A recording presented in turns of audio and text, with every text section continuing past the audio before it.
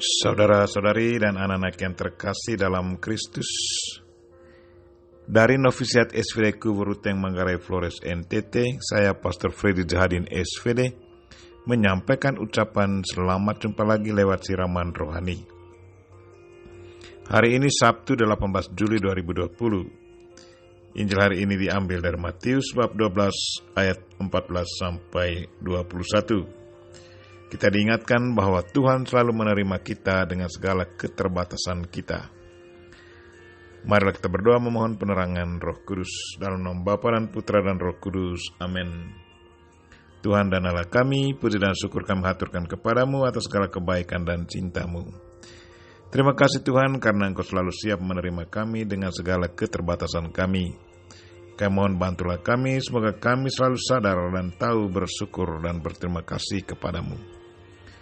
Tuhan, utuslah Roh Kudus-Mu, terangilah pikiran dan hati kami, agar sabda-Mu yang akan kami dengar dapat kami pahami dengan baik, dan isi pesan-Mu dapat kami hayati dan amalkan dalam hidup harian kami.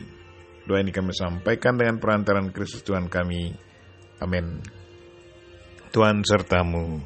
Inilah Injil Yesus Kristus menurut Matius, bab 12 ayat 14 sampai 21. Lalu keluarlah orang-orang Farisi itu dan bersekongkol untuk membunuh dia. Tetapi Yesus mengetahui maksud mereka lalu menyingkir dari sana. Banyak orang mengikuti Yesus dan ia menyembuhkan mereka semuanya.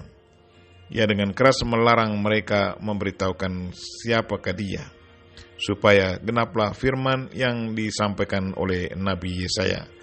Lihatlah, itu hambaku yang kupilih, yang kukasihi, yang kepadanya jiwaku berkenan.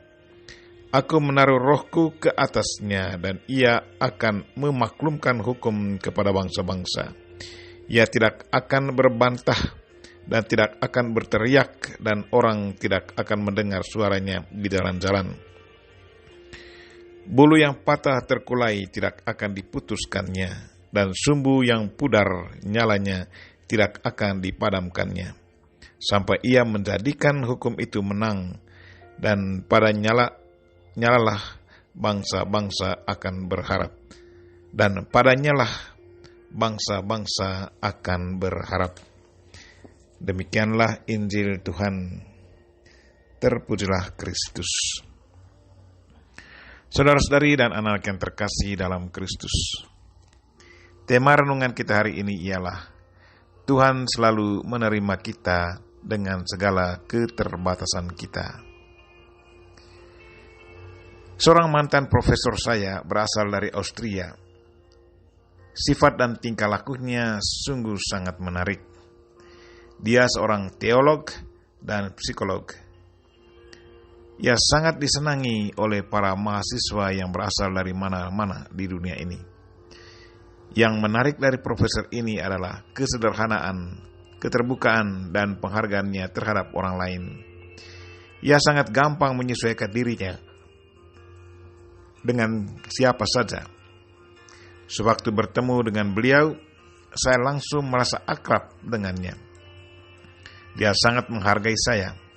Ia menghargai pendapat saya dan mendorong saya untuk lebih terbuka, melihat segala sesuatu dari banyak sudut pandang, bukan hanya terbatas pada satu sudut pandang. Kelemahan yang sering saya anggap sebagai satu kelemahan pribadi saya, dilihatnya sebagai sesuatu yang positif, yang butuh perhatian khusus. Dengan caranya ini, saya akhirnya terpancing untuk lebih terbuka lagi kepadanya tanpa rasa malu. Karena keterbukaan saya, maka beliau dengan mudah menolong saya. Dengan demikian, akhirnya saya semakin mengenal diri sendiri lewat bantuannya. Puji Tuhan, saya sudah mendapat kesempatan untuk mengalami Tuhan lewat orang seperti ini. Saudara-saudari dan anak-anak yang terkasih dalam Kristus, apa yang dijalankan dan dihayati oleh profesor ini sepertinya sudah didorong oleh sabda Yesus hari ini. Hari ini Yesus berkata, bulu yang patah terkulai tidak akan diputuskannya, dan sumbu yang pudar nyalanya tidak akan dipadamkannya, sampai ia menjadikan hukum itu menang, dan padanyalah bangsa-bangsa akan berharap. Dari pengalaman selama 6 bulan bersama profesor tua ini, Saya jadinya semakin menghargai pendapat orang lain dan menerima orang lain apa adanya. Saya tidak pernah mendengar beliau mengeritik orang lain sampai orang merasa malu. Sebaliknya, dia mendorong orang lain untuk selalu maju dan yakinkan orang lain bahwa ia mampu. Saudara-saudari dan anak-anak yang terkasih dalam Kristus, Yesus Kristus dalam hidup hariannya sudah menunjukkan kepada kita bahwa ia selalu menghargai kita, mengangkat derajat kita, menerima kita apa adanya. Betapapun besarnya dosa kita, tetapi di saat kita datang kepadanya, ia dengan penuh belas kasihan mengampuni segala dosa kita. Kita ingat wanita yang kedapatan berzina, diampuninya. Matius, pemungut cukai, yang dijengkeli dan dianggap pendosa oleh banyak orang Farisi, pemuka agama dan ahli Taurat, justru sangat dikasihi Yesus dan memanggilnya menjadi muridnya. Penjahat yang disalibkan bersama Yesus dan meminta Yesus agar mengingat dia di saat Yesus masuk ke dalam kerajaannya, kepadanya langsung dijanjikan tempat di dalam kerajaan surga.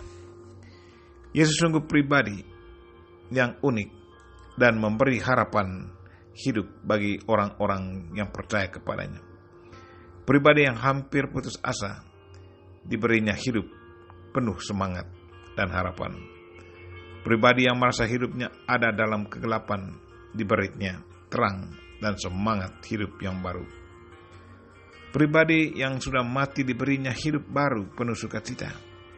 Pribadi yang dikucilkan dari masyarakat, dirangkulnya dan diberinya kekuatan serta keberanian untuk tampil kembali di depan umum dengan semangat baru. Pribadi yang kelaparan diberinya makanan berlimpah, sampai ia kelebihan makanan, dan makanan yang diberikannya itu akan membuat mereka yang memakannya akan memperoleh hidup yang kekal. Pribadi yang kehausan diberinya air hidup yang tidak akan haus lagi. Itulah Yesus Kristus yang selalu menerima kita apa adanya kita. Lalu bagaimana dengan kita? Apakah kita juga memiliki sifat dan tingkah laku yang sama seperti Yesus Kristus dan profesor dalam cerita tadi? Kita berdoa semoga kepribadian dari Yesus Kristus yang sangat istimewa ini selalu menjadi inspirasi hidup kita, sehingga orang kita pun boleh menjadi Kristus bagi sesama kita. Kita mohon Bunda Maria untuk selalu mendoakan kita. Amin. Marilah kita berdoa dan mohon berkat Tuhan. Tuhan sertamu. Semoga Allah yang Maha Kuasa dan Maha Kasih melindungi, membimbing, dan memberkati saudara dan orang-orang yang kita doakan pada hari ini, secara khusus saudara-saudara kita yang lagi sakit. Bapa dan Putra dan Roh Kudus. Amin.